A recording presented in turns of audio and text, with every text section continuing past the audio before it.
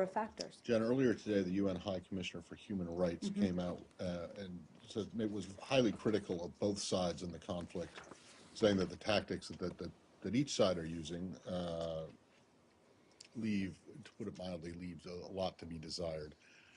Do you agree with that, or are you still convinced that the overwhelming majority of any kind of violations are coming from the separatist side? Well, we still continue to believe, and I think many, I haven't taken a close look at those comments, but I would say the vast majority of the international community believes the preponderance of aggressive actions are coming from the Russian side and the side of the Russian-backed separatists.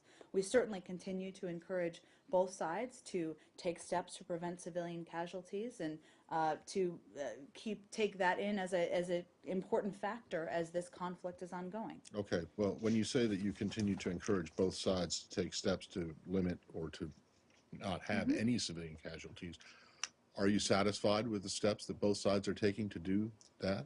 Well, we continue to encourage it. I'm not going to give a day-by-day evaluation of that. Well, you know, back during the Gaza conflict, and I realize they're separate situations, but you were highly critical of Israel for not doing enough to limit civilian casities. We were. Particularly, exactly. So I'm not sure why exactly it is that you can't say if either side here if you're satisfied with the way that either side here is taking. I wouldn't equate the situation in Gaza I'm not with trying the to situation equate the in situations. I'm trying to equate the U.S. Response and what the U.S. thinks about what's going on in Ukraine, considering you have, in fact, given what you would call, or what you're saying is scorecard kind of analysis in previous conflicts. Is there a way, can you say if you are happy or unhappy with what both sides are doing in Ukraine in response to your calls or your encouragement for them to take to limit civilian casualties? As I've stated a number of times, but I'm happy to repeat, we remain concerned about the aggressive actions of Russia and Russian-backed separatists and the steps they're taking illegally in the country of Ukraine. We, of course, also encourage the Ukrainians, when they're fighting back and defending their own country, to take into account civilian casualties. I'm not at the point, and it does not warrant making the type of condemnation that we did or making the statements we did related to Gaza. I had a question last week, actually, which goes a little bit to this, about the reports coming out of eastern Ukraine about the travel ban making it difficult for residents in eastern Ukraine to leave, and also that the Ukrainian authorities were preventing medicines and other necessary medical equipment from getting into the area. Do you have a response to that? Well, I have a little bit more detail on this, Joe, so let me just see if I have that in here, because I just want to make sure I have all the... So we've seen, the government of Ukraine, as you noted, but a little more detail, created a permit system in the response to the threat from Russian-backed separatists crossing into government-controlled areas. So the issue was in separatist-controlled areas of who and how the services were being implemented, who was coming in and with what, which is something they had, I think, legitimate concerns about. In coordination with the international humanitarian community, we've urged the government in Kiev to ensure that this permit system has as minimal an impact as possible on providers of humanitarian assistance and the civilian population.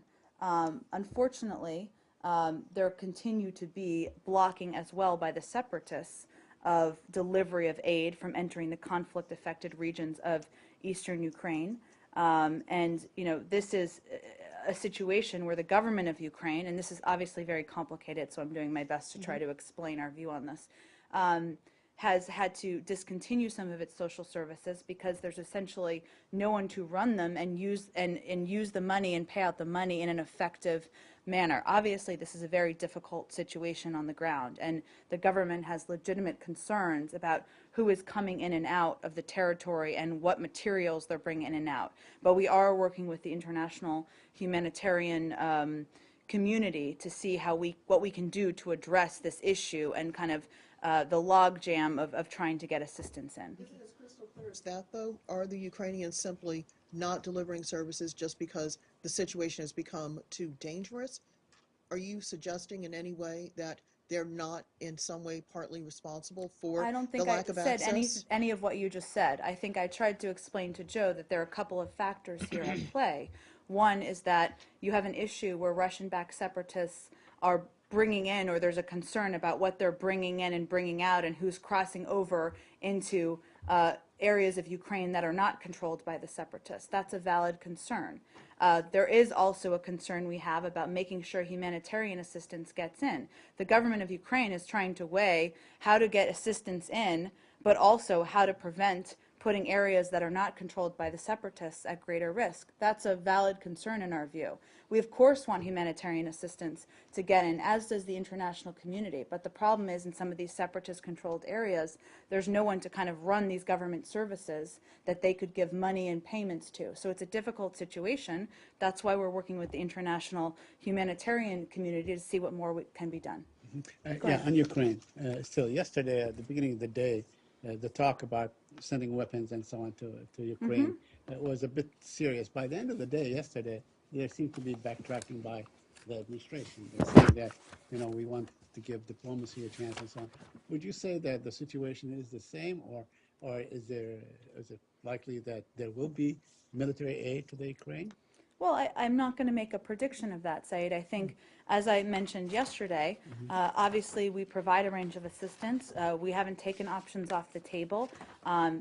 Clearly there are ongoing internal deliberations about what should be done and what the appropriate kind of assistance is. We're always evaluating those options. It doesn't change the fact that we believe a negotiated solution to the crisis is the right approach, and no decision has been made to provide lethal assistance. Let me ask you, as we come close to the one-year anniversary of this whole issue in the Ukraine, in retrospect, was it a very good idea for the United States to be involved or engaged so directly in the crisis in the Ukraine? Well, Said, I think I went through this yesterday, and I'm happy sorry, to do it quickly again, sorry, but I missed it. former President Yanukovych abdicated his responsibilities by fleeing Kiev during a political crisis. He was voted out of power by a near unanimous vote of the Rada, including virtually all members of his own party. He'd lost legitimacy, and Ukraine's lawmakers in the Rada fulfilled their obligation to the people by preserving a democratic government until President Poroshenko was elected. Clearly then you have Russian-backed separatists and Russia supporting these efforts coming into Ukraine. The United States is committed to helping support a sovereign country, helping them pursue economic reforms, helping them with the security assistance they need. We clearly want to see a de-escalation of the crisis, and we've been consistent with that. Let's go on to a new topic.